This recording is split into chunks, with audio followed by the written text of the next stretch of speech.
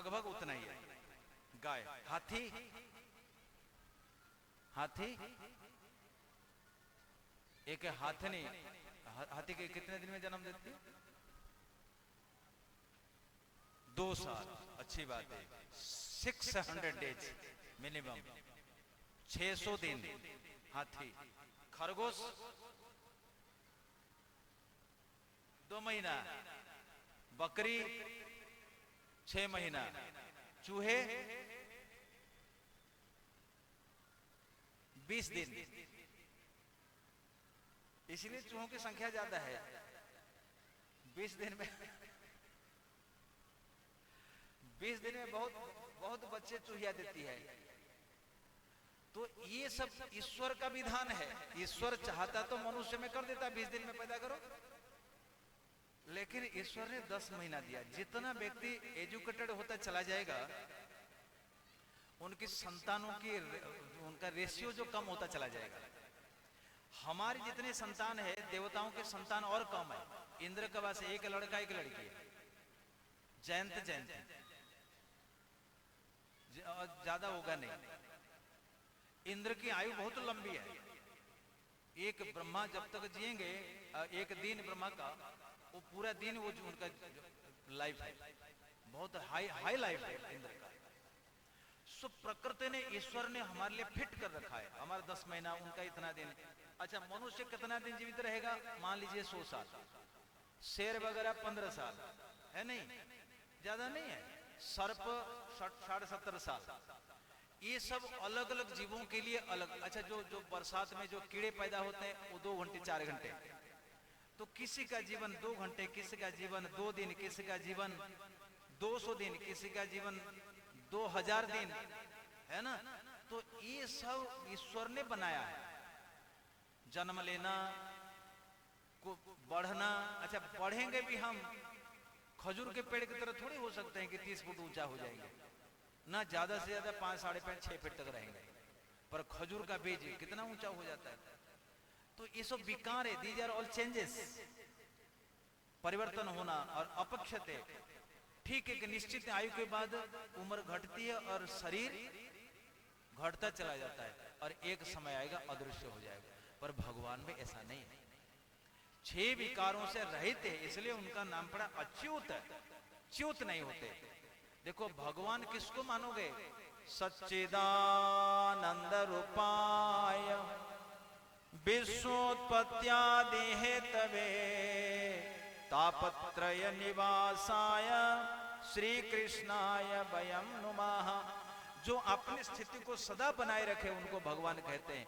जो अपनी स्थिति को 1 मिनट भी बनाए ना रखे उनको मनुष्य अथवा जीव कहते हैं। भगवान का एक नाम है अच्युत। तो अच्युत जाकर के उस धनुष को पकड़े। प्रसय, प्रसय माने खूब बलपूर्वक। धनु आददे, आददे माने पकड़ा। कंस ने खूब प्रहरी, खूब वहां पे रक्षा करने वाले सेना लगा रखी थी ना। वो दोनों बालकों को आने नहीं देना, क्योंकि शिव धनुष है, इसको नहीं तोड़ना चाहिए, इनका अपमान नहीं होना चाहिए। पूजा होती थी, पूरे कायदा से उस धनुष की रक्षा रखवाली होती थी। पर ठाकुर जी गए, कौन रोके? कौन है ठाकुर जी को रोकने वाला? तुलसीदास गोस्वामी लिखते हैं, दम के उदामी निज मिज वलय हो, पुनि नभ धनु मंडल समाहय। लेत चढ़ावत खेचत गाढ़े, काहुन लखा देख सब ठाड़े। तेछन राम मध्य धनु तोड़ा, भय भुवन ध्वनि घोर कठोरा।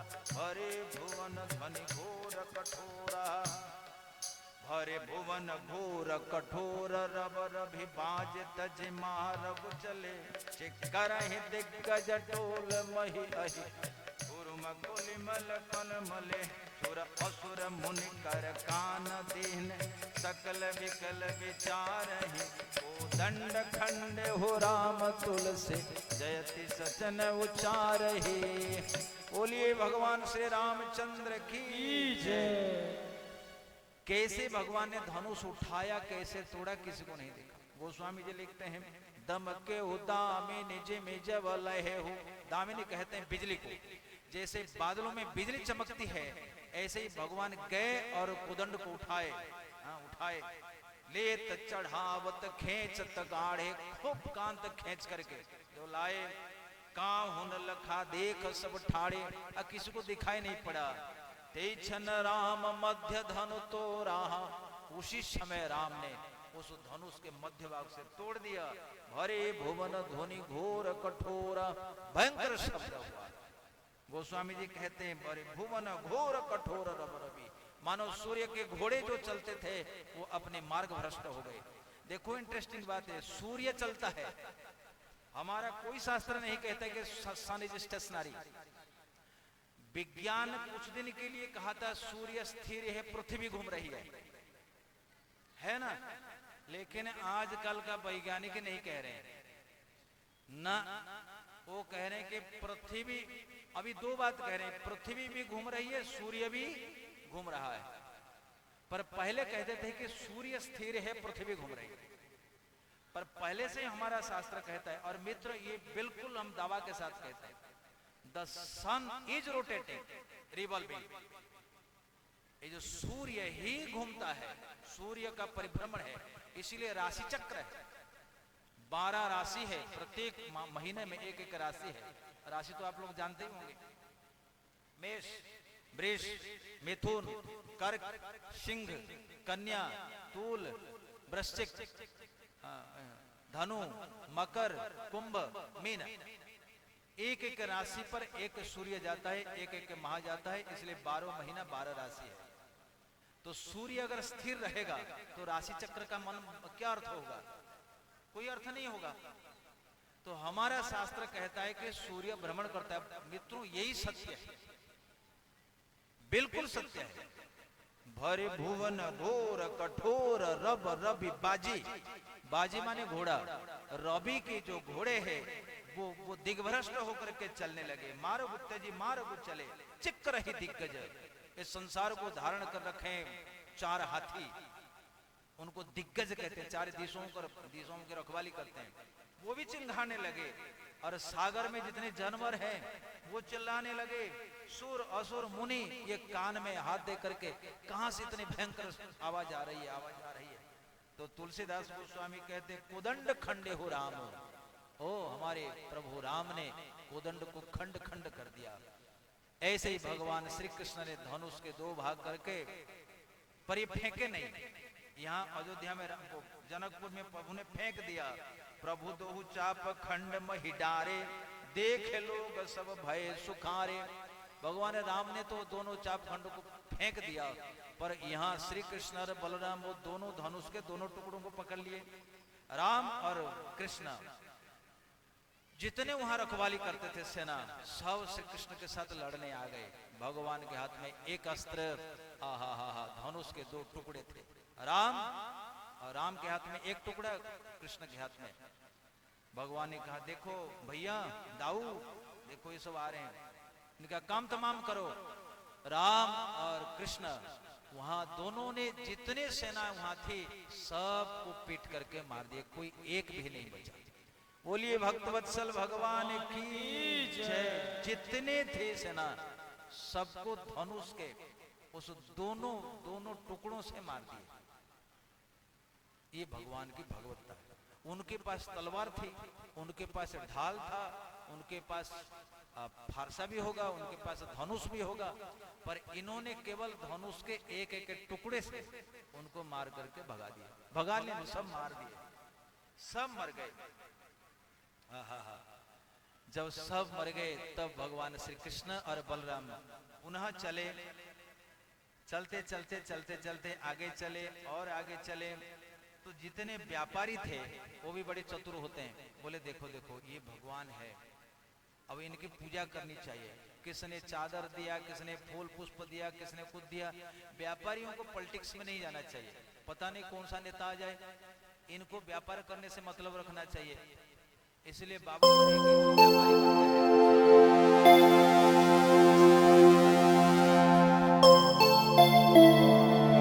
जो अग्रवाल थे ये बड़े चालाक थे। इनको पता था कि कंस मारा जाएगा, जिसने इनको मार दिया कंस को छोड़ेगा नहीं। कल ये राजा यही बनेगा। है कि इनको अपने साइड में कर लेते हैं, तो जितना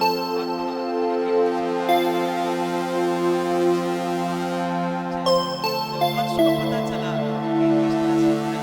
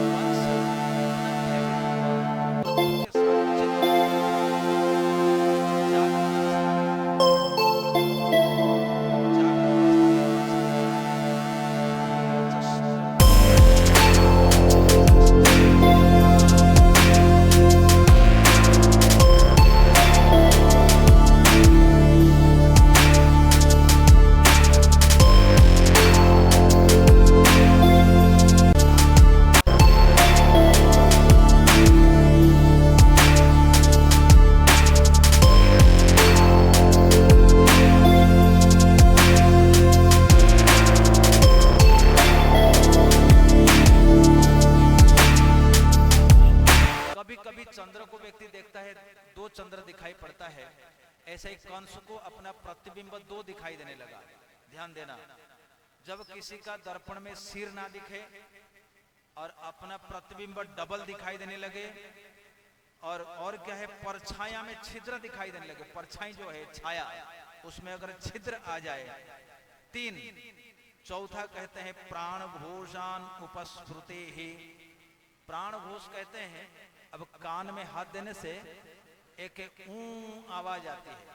आप सब कान में हाथ लगाइए, कान के अंदर उंगली डालिए, जोर से डाल, जोर से। आपको कुछ सुनाई देता है? कुछ नहीं सुना? घूं घूं आवाज नहीं हो रहा है? हाँ, जिसकी आवाज नहीं हो रही है उसका बुलावा आ गया। अगर कान में उंगली डालते हो, तुमको कुछ सुनाई नहीं देता है, तो टिकट कट गई। भागवत प्राण घोषान उपश्रुते ही। प्राण घोष, ये देखो मैं देता हूं, एक भयंकर आवाज आती है ऐसे, है ना, इसको प्राण घोष कहते हैं। आप देखो तो, देखिए जोर से क्या होता, कुछ नहीं होता, वो नहीं हो रहा है। आप देखो, सबका होगा, सबका। माताएं देखो तो तुम्हारे कान में होता है कि नहीं होता? किसका टिकट कटा है थोड़ा देखते हैं। देखो देखो देखो देखो, नहीं, यहाँ कथा में जितने हैं किसी की टिकट नहीं कटेगी, चिंता मत करो। तो प्राण घोषान उपस्रुते स्वर्ण प्रतित वृक्ष, वृक्ष के पत्ते सब सोने की तरह चमकेंगे, पीला पीला दिखाई देने लगेंगे। और स्वपादान, ये 4 हो गए। स्वपादान अदर्शनम, और जब चलते रहोगे तुम्हारे चरण तुमको नहीं दिखाई देंगे। ये 5-6 लक्षण अगर प्रकट हो जाए जागृत में, तो जानना चाहिए कि टिकट हमारी कट गई, ज्यादा दिन नहीं है। परछाई में छेद, दर्पण में सिर ना होना, प्राण घोष बंद, वृक्ष के पत्ते सोने के समान चमकना, और 2-2 प्रतिबिंब दिखाई देना। ये 5 लक्षण जागृत में दिखाई देंगे, तो मानना चाहिए कि मौत, ये मृत्यु के दूत आ गए। और स्वप्न में क्या है? स्वप्ने प्रेत परिस्वंग, बोले स्वप्न में देखा कंस कहीं प्रेत ने आलिंगन किया है, ऐसा चला। और क्या होता है? खरजानम, गधे पर बैठा हुआ है। 2, तीसरा है पूरी अंग में तेल लगा हुआ है, सरसों का तेल, तैला भंग खरजानम विषादनम। और गले में जबा कुसुम की माला, जबा कुसुम समझते हैं? या नलद माली, संस्कृत में नलद कहते हैं उस फूल को, पर हिंदी में कहते हैं जबा कुसुम, जपा कुसुम। जपा कुसुम जो लाल लाल पुष्प नहीं होता, जो देवी में चढ़ता है, लाल सा फूल नहीं होता, उसके एक डंडी से निकलती है। अड़हल, अड़हुल जो भी कहो, पर संस्कृत में उसको कहते हैं जपा कुसुम। अगर तुमने देखा स्वप्न में जपा कुसुम की माला तुमने धारण रखी है, तुम्हारी टिकट कट गई। वो देवी में चढ़ती है वो माला। तो प्रेत का आलिंगन, सरसों तेल लगाया है और जपा कुसुम का माला, दिगंबर, कभी कभी नंगा दिखोगे। सब सपने में अगर किसने अपने को नंगा किया है तो टिकट उसकी कट गई है। दिगंबर अन्यानी चथम भूतानि स्वप्न जागरितानि च। कंस को जागृत अवस्था में, स्वप्न अवस्था में ये सब, क्योंकि सच में कंस मरने वाला था। देखो भागवत सत्य कहती है। ये बच्चों थोड़ा शांति रखो। भागवत का वाक्य इतना सत्य है। 5000 वर्ष पहले भागवत की रचना हुई थी और भागवत में एक ब्राह्मण का नाम उल्लेख है जिनका नाम चाणक्य। 5000 वर्ष पहले दिखा दे भागवत में। ये देखो ये भागवत लिखा हुआ है, अब तो पढ़ लेते हो ना हिंदी में। क्या लिखा हुआ है? श्रीमद् भागवतम। ये मूल श्लोक। संस्कृत तो हम लोग समझ जाते हैं, इसलिए मूल श्लोक रखते हैं कि कहीं ट्रैक गड़बड़ ना हो जाए, इसलिए रखते हैं। अब देखो मैं आपको दिखाता हूं। चाणक्य का नाम लिखा हुआ है। नवनंदान द्विज कश्चित प्रपन्नान उद्धरिष्यन्ति तेषाम अभावे जगति मौर्य भुक्षन्ति वै कलौ। यदि कोई पूछता है कि पुराण माइथोलॉजी है, झूठ है, उस अज्ञानी से पूछो। 5000 वर्ष पहले जब मौर्य डायनास्टी नहीं थी तो वेदव्यास ने मौर्यों की बात कैसे लिख ली? उन्होंने लिखा है धनानंद नाम से एक राजा होगा जो तुर्क आक्रांत जब आएंगे तब भी भोग में मस्त रहेगा। चाणक्य नामक एक ब्राह्मण होगा, धनानंद के पास जाकर के उनको जगाएगा। धनानंद, आक्रांताओं से भारत आक्रमित हो रहा है, देश की रक्षा करो। राजा का धर्म है प्रजाओं का पालन, देश की रक्षा। जाओ आक्रांताओं के साथ लड़ो। धनानंद ने उनको धक्के मार करके निकाल दिया। तो चाणक्य ने शपथ ली। तो धनानंद के साथ जितने नंद थे, नंद वंशों का खात्मा करके उन्होंने चंद्रगुप्त मौर्य को राज सिंहासन पर बिठा दिया। ये भागवत में लिखा हुआ है। इसलिए इसकी एक एक वाणी सत्य, एक एक वाणी सत्य है। मृत्यु कंस का कल होने वाली है। ये त्रयोदशी के दिन ये सब लीला हो रही है।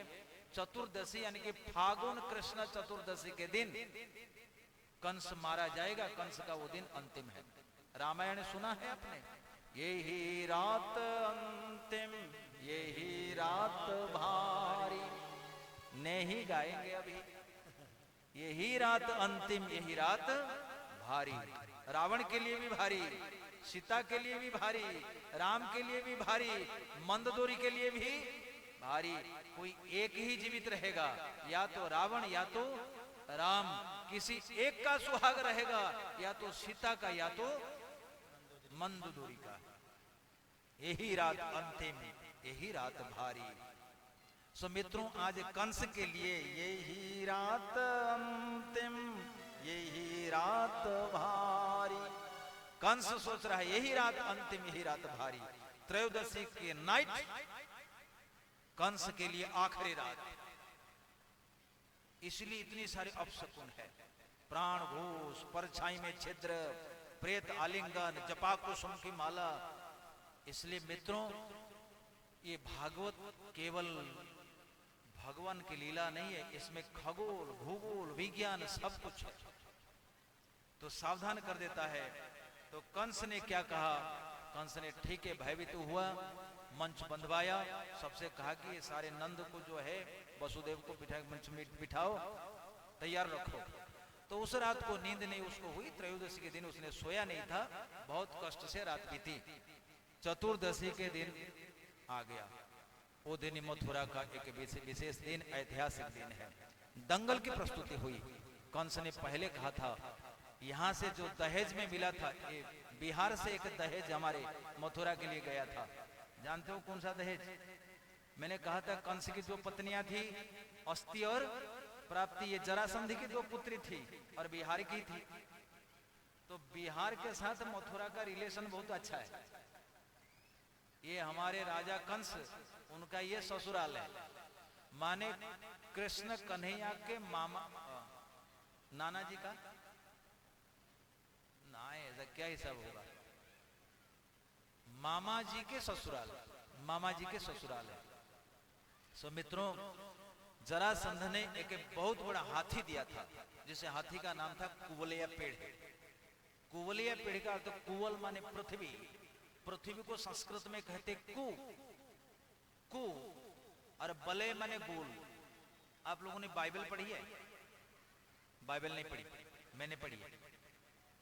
बाइबल में पृथ्वी को चपेटी कहा गया है, पर हमारे भागवत में पृथ्वी को आदि युग से कुवलय, कु माने पृथ्वी, बलय माने गोल। हम लोग कितने भाग्यशाली हैं। सनातन धर्म की, गो माता की, सत्य सनातन धर्म की, गो माता की, भारत माता की। ये विशेष है। धन्य है भारत, धन्य है हमारा गोवंश, धन्य है सत्य सनातन धर्म। बच्चों को पढ़ाइए। कुवलय, कु माने धरती, बलय माने गोला। धरती देखने में गोल है,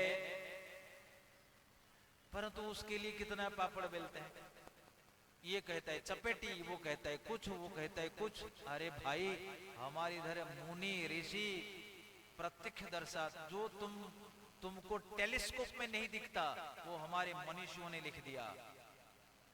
और 5000 वर्ष के आगे क्या होने वाला है? चाणक्य आएगा, नंद वंश को उखाड़ कर फेंकेगा और मौर्य वंश को स्थापित करेगा।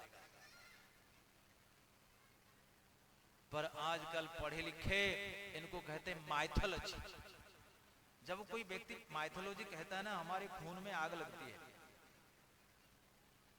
हम तो सबसे कहते हैं, आओ चर्चा करो माइथोलॉजी। भाई तुम क्यों कहते हो? हाँ, यदि तुम इसको गलत प्रमाण कर दोगे, हम मान लेंगे आपकी बात। ऐसा ठीक नहीं। जो बात हम नहीं जानते हैं उस पर युक्ति तर्क वाद विवाद करना अच्छा नहीं। जिस पर, जैसे मान लीजिए हमको गणित पर ज्यादा जानकारी नहीं है, हम बहुत ज्यादा स्टैटिस्टिक्स क्या है, कैलकुलस क्या है, ट्रिगोनोमेट्री क्या है, हम बहुत ज्यादा नहीं कह सकते, हल्का फुल्का कह सकते हैं। साइंस में E = mc² कैसे हुआ, ये हम नहीं कह सकते। कि NaCl कैसे हुआ, ये नहीं कह सकते। सोडियम क्लोराइड कैसे बनता है, ये नहीं कह सकते। हम तर्क नहीं करेंगे भाई, हो सकता है। लेकिन जिस पर तुमको जानकारी नहीं है, तुम उसको माइथोलॉजी नहीं कह सकते, इसे कहने में बचो। सनातन धर्म का एक एक अक्षर सत्य है। तो कुवलया पेड़ नामक हाथी दिया था। वो हाथी को कंस के वचनानुसार गेट के पास रख दिया था, रंग द्वार पे। तो कृष्ण बलराम चले, हाथ में धनुष, एक एक टुकड़ा, चले। वो तो फेंक दिया दूसरे दिन। अथ कृष्णश्च रामश्च कृत शौचौ परंतप मल्लदुन्दुभि निर्घोषम श्रुत्वा द्रष्टुम मुपेयतुः। चलो राम और कृष्ण, चलो चलते धनुष यात्रा देखने के लिए। आज दंगल होगी। मामा जी ने बड़े बड़े पहलवानों को लगाया है। दंगल, मल्ल कुश्ती, कुश्ती जिसको कहते हैं उसको दंगल कहते हैं। चलो चलते हैं। तो चले। भगवान कृत शौचौ माने स्नान आदि किया। भगवान भी सवेरे उठ करके स्नान करते हैं, पर दिल्ली के हमने लोगों को देखा 12 बजे तक स्नान नहीं करते। स्नान करना एक शुभ लक्षण है। स्नान करके कृष्ण बलराम चले। जैसे रंग द्वार पे पहुंचे तो उसमें महावत ने अंकुश मारा। वो हाथी तो एकदम पगलाया हुआ कृष्ण के ऊपर झपटा। श्री कृष्ण जाकर खड़े हुए द्वार पर, अम्बस्ट है अम्बस्ट, महावत द्वारम देहि नौ मार्गम देहि, हमें मार्ग दे दो। संस्कृत में लिखा हुआ है नौ माने हम दोनों भाइयों को मार्गम देहि, ये मार्ग दे दो। अम्बस्ट मार्गम नौ देहि अपक्रम माचिरम, जल्दी यहां से हटो। मान लीजिए महावत कहेगा नहीं देंगे तो नोचित सकुंजरम त्वाद्य नयामी जम साधनम, नहीं तो महावत के साथ, महावत तुम्हारे साथ तुम्हारे हाथी को सकुंजर, हाथी का एक नाम है कुंजर, तो कुंजर के साथ तुमको मैं आज यम सदन भेज दूंगा। इतना कहते ही महावत को मारने के लिए तैयार था। कंस ने उसको खूब शराब पिला दिया था। तो महावत ने हाथी के सर पर अंकुश मारा, हाथी पगलाया और श्री कृष्ण को मारने के लिए दो दांत लेकर के आगे चला। जैसे आगे आगे बढ़ा हाथी, तो भगवान श्री कृष्ण थोड़े मजा करने के लिए उनके पैरों के नीचे घुस गए। पशु जो होता है, पशु होता है घ्राण दृष्टि। पशु की आंखें जो है, आंखें ज्यादा काम नहीं करती, ध्यान देना चाहिए। जैसे गाय है, भैंस है, उनकी आंखें तो हैं, मनुष्य की आंखें जैसे काम करती है, पशुओं की आंखें नहीं काम करती। पशुओं की आंखें मात्र 5-10% काम करती है, परंतु उनकी नाक बहुत तेज काम करती है। इसलिए पशुओं का नाम है, जैसे तुम्हारे सर्प है, सर्प का नाम है चक्षुश्रवा। ऐसे पशुओं को कहते हैं घ्राण दृष्टि। जैसे कुत्ता है, कुत्ता देख करके अपने मालिक को पहचानता नहीं है, कुत्ता सूंघ करके पहचान लेता है। आंखें तो हैं, देखता तो है, पर उतना पावरफुल नहीं है, ध्यान देना चाहिए। इसीलिए आदमी चाहे कितना पैसा क्यों ना ले, पुलिस विभाग में तो कुत्ता चाहिए ही चाहिए, है नहीं, स्क्वाड डॉग्स चाहिए। क्योंकि कुत्ता जो काम कर सकता है, इंसान वो काम नहीं कर सकता है, उसमें सूंघने की कैपेसिटी है। कुत्ते के पास 10⁻10,000 टाइम्स पावर के घ्राण शक्ति है। मनुष्य के पास सूंघने की कैपेसिटी है, पर कुत्ते के पास जितना ज्यादा है उतनी शक्ति मनुष्य में नहीं है।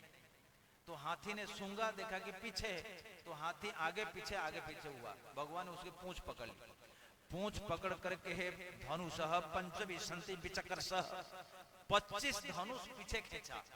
25, एक धनुष का 4 हाथ, 25 धनु का होता है 25 गुणा 4, 100 हाथ। सोचो 100 हाथ माने वहां से यहाँ तक एक हाथी को पीछे व्याघ्र दे करके लेके आना, वो हाथी के लिए मरणांतक कष्ट है। हाथी आगे जा सकता है, पीछे नहीं आ सकता। तो भगवान ने पूंछ पकड़ करके उनको गिरा। हाथी बहुत कुपित हुआ, तो ठाकुर जी फिर आगे जाकर खिलखिला करके हंसने लगे। हा हा हा, हाथी को बहुत गुस्सा आया। महावत ने फिर अंकुश मारा, 2 दांत लेकर के हाथी भागा। ठाकुर जी जानबूझ करके गिर गए। ठाकुर जी को कौन मार सकता है? अच्छेदोयम मदा होयम अक्लेद्यो अशुष एवचः नित्यः सर्वगत स्थाणुर अचुलोयम सनातनः। तो ठाकुर जी को भूमि पर गिरता हुआ देख करके हाथी को लगा कि ये एक अवसर है, ये अवसर तो ये फिर ना मिलेगो। तो हाथी अपने 2 दांत से श्री कृष्ण को मार करके खत्म करना चाहता था, पर ठाकुर जी ने इतने में अंतर्हित हो गए। भक्तवत्सल भगवान की जय। मेरे मित्रों, जैसे ठाकुर जी अंतरित हो गए, हाथी जो खूब स्पीड में जा रहा था, उसके दांत उस भूमि में घुस गए। अब ठाकुर जी को तो चांस मिल गया।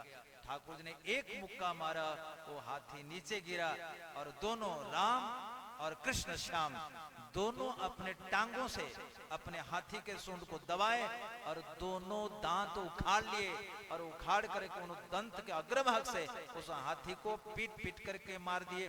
बोलिए द्वारका, बोलिए मथुराधीश भगवान की जय। द्वारकाधीश हम कह रहे थे, द्वारका तो नहीं पहुंचे। ये वृंदावन के भी है, द्वारका के भी है, मथुरा के है। फिर कोई भी बात कहोगे गलत नहीं होगी, पर अब तो मथुरा में है। दोनों ने उनको पीट करके मार दिया। मृतकम द्वीपम उत्सृज्य दंतपाणि समाविशत। अब देखो, वहां तो धनुष के 2 टुकड़ों से मारे, यहाँ हाथी के दांत के 2 टुकड़ों से, 2 दांतों से महावत को, हाथी को और जितने थे सबको मार दिए। खून खराबा हुआ, पूरे अंग अंग में रक्त की छींटा लगी हुई है। बलराम के कंधों पर एक दांत है और कन्हैया के कंधे पर एक दांत है। बोलिए दंतपाणि भगवान की जय। सबने सुना है चक्रपाणि, लेकिन आज मथुरा में भगवान बने दंतपाणि। दंतपाणि भगवान की जय। और दंतपाणि भगवान को देख करके भिन्न भिन्न लोगों का भिन्न भिन्न भाव हुआ। मल्लानाम असनि निर्णम नरवरा स्त्रीणाम स्मरो मूर्तिमान गोपानां स्वजनो असतां क्षितिभुजां शास्ता स्वपित्रोः शिशोः मृत्युर्भोजपते विराट विदुषां तत्त्वं परं योगिनां वृष्णीनां परदेवतेति विदितो रंगम गता साग्रजाः। भगवान दांत को लेकर के चले, पर भिन्न भिन्न लोगों को भिन्न भिन्न रूप में दर्शन देने लगे। 10 प्रकार के दर्शन है, गिनो। मल्ला नाम असनी, कंस के दंगल में भाग लेने के लिए जो मल्ल आए थे, पहलवान आए थे, उनको लगने लगा ये तो दो साक्षात वज्र है। मल्लाना मसनी निर्णाम नरवरह, जितने सदस्य वहां एकत्रित हुए थे उनको लगा कि ये साक्षात कामदेव है।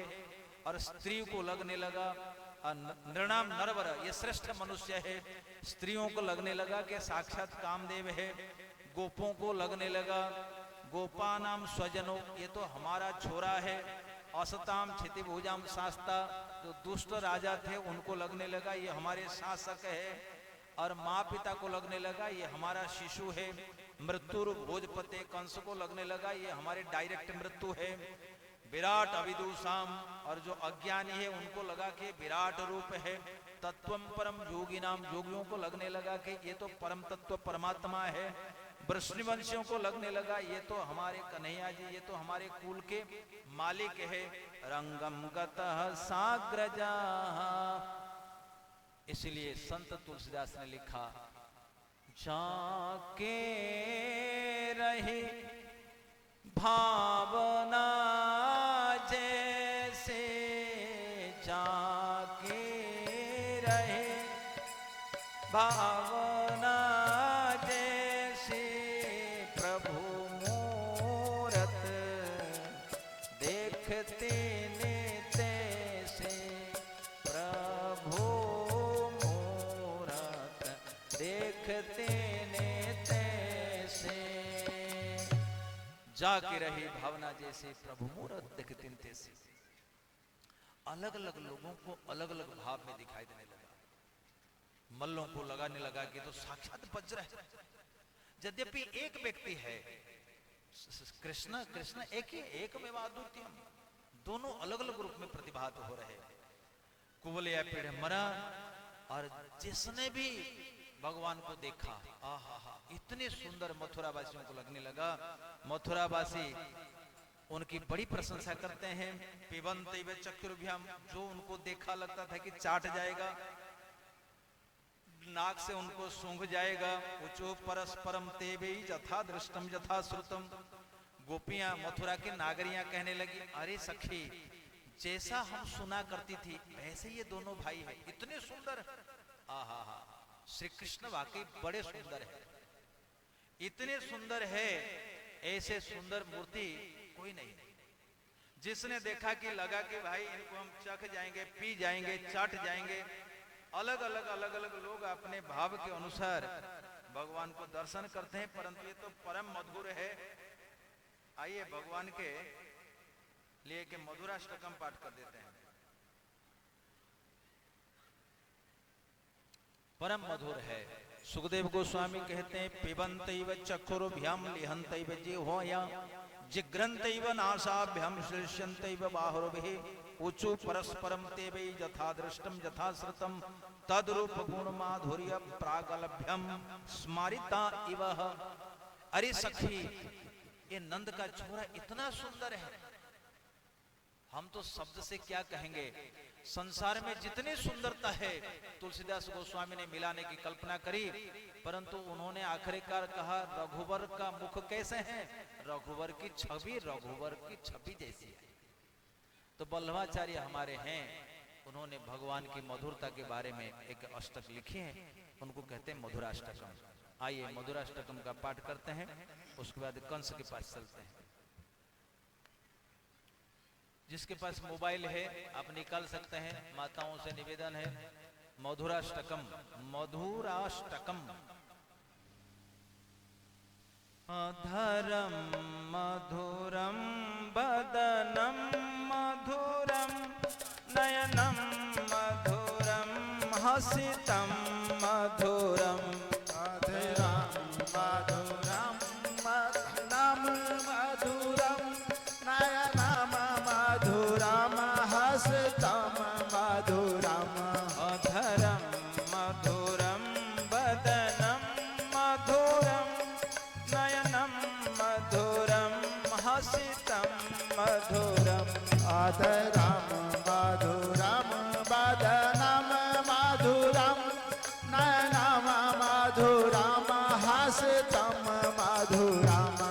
हृदयम मधुरम गमनम मधुरम, हृदयम मधुरम गमनम मधुरम।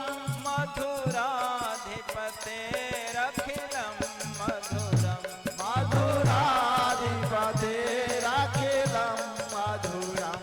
अधरम मधुरम बदनम मधुरम नयनम मधुरम हसितं मधुरम। अधरम मधुरम बदनम मधुरम नयनम मधुरम हसितं मधुरम। वचनम मधुरम चरितम मधुरम वसनम मधुरम बलितम मधुरम। वचनम मधुरम चरितं मधुरम वसनं मधुरं बलितं मधुरम्। चलितं मधुरं भ्रमितं मधुरं मधुराधिपतेरखिलं मधुरम्। चलितं मधुरं भ्रमितं मधुरं मधुराधिपतेरखिलं मधुरम्। अधरं मधुरं बदनं मधुरं मधुरं हसितं मधुरं नयनं मधुरं बदनं मधुरं नयनं मधुरं हसितं मधुरम्। गौर गौर सभी लोग ताली का सेवा दीजिए।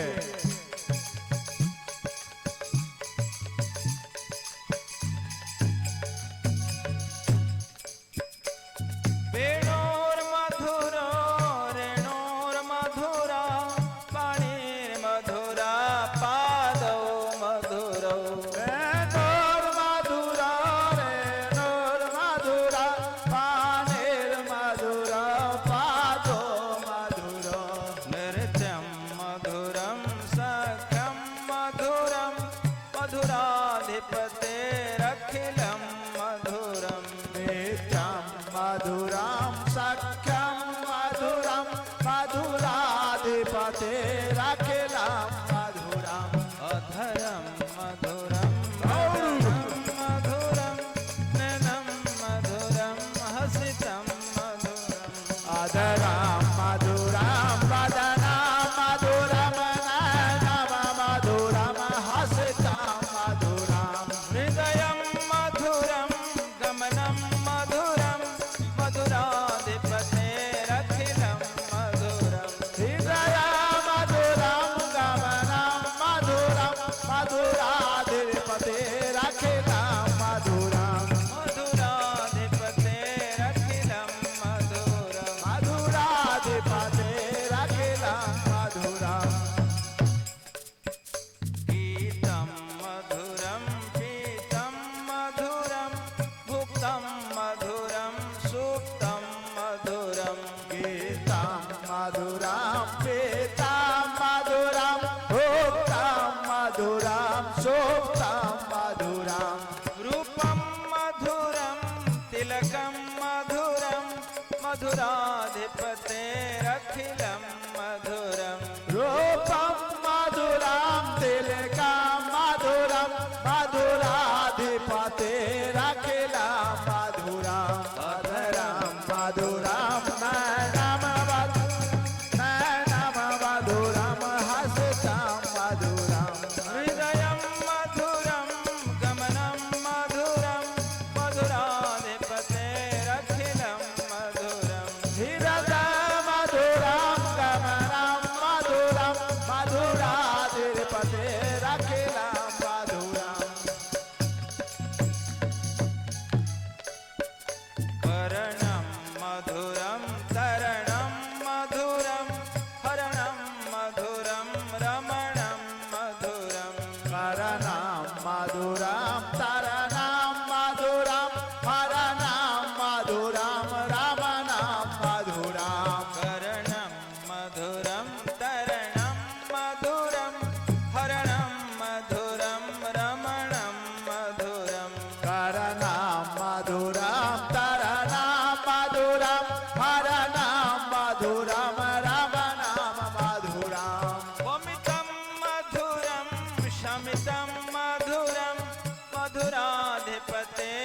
अखिलम मधुरम भमितं मधुरं कमलं मधुरं मधुराधिपतेरखिलं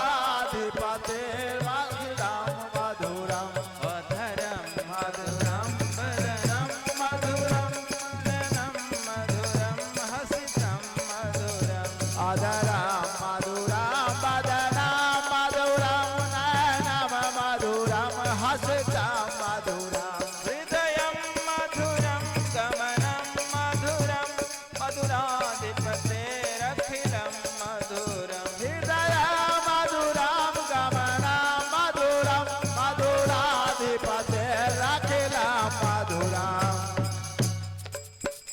कुंजा मधुरा माला मधुरा गौर गो मधुरा बीची मधुरा गुडजा मधुरा माला मधुरा यमुना मधुरा बेचे मधुरा कुंजा मधुरा माला मधुरा यमुना मधुरा बीची मधुरा गुडजा मधुरा माला मधुरा यमुना मधुरा बेचे मधुरा सलिलम मधुरम कमलम मधुरम सलिलम मधुरं कमलं मधुरं मधुराधिपते मधुरं मधुरं अधराधिपते मधुरं मधुरं अधरम मधुरम वदनम मधुरम नयनम मधुरम हसितम मधुरम अधरं मधुरं वदनं नयनं मधुरं वदनं मधुरम्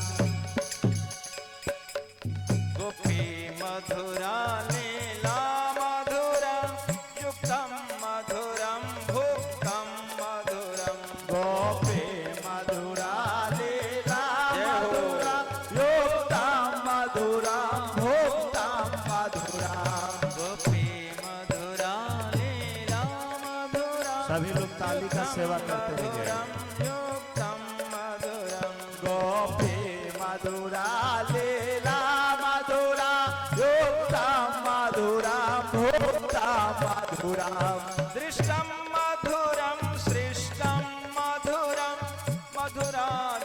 मधुराधिपतेरखिलम मधुरम श्रेष्ठं मधुरं श्रेष्ठं मधुरं